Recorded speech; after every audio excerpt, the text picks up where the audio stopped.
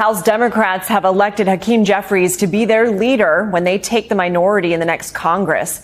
He makes history becoming the first black man to lead a political party's caucus in either chamber. Back with us is NBC's Ali Vitali. Ali, talk to us about the significance of this moment and the challenges ahead. Well, look, when I spent time with Hakeem Jeffries last night, it was the eve of his ascension into this historic leadership role.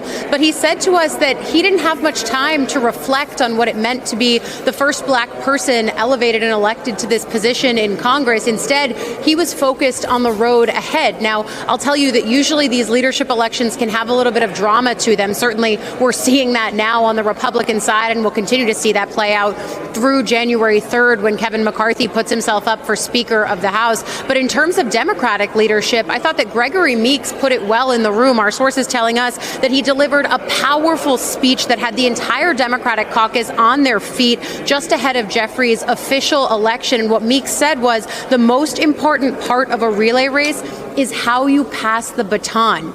That's something that for Jeffries, Aguilar, and Clark, who are going to make up this new trio of leadership for House Democrats, the baton passing was pretty much without fanfare. The caucus had decided that these were the three people, the new generation of leadership, that was going to lead them into this next phase for Democrats on the Hill.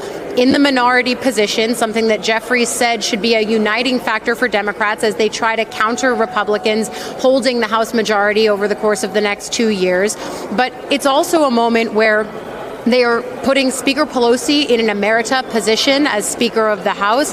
Steny Hoyer, the current majority leader, will also still be in the building. It'll be a bit of a balancing act, having these two lawmakers and leaders physically still in the building where Democrats can have access to them, where Jeffries and other members of leadership can still talk to them about strategy, but also a moment where they're fully turning the page here. Jeffries has a different leadership style, most likely, than someone like Speaker Nancy Pelosi, who at times ruled her caucus with an iron fist. Jeffries instead saying to me yesterday, as we had a small group of reporters around a table, saying that everyone in the Democratic Party has a role to play when they have the right position on the field, very much leading with a team-first mentality as he ascends to this historic role.